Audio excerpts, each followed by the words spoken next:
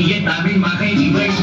இரு விழிகளை எழுதிய மரல் வெல்ல மொழிவது புறவெனும் குரல் படித்தால் ரசிக்கும் கணிப்பும் இனிக்கும்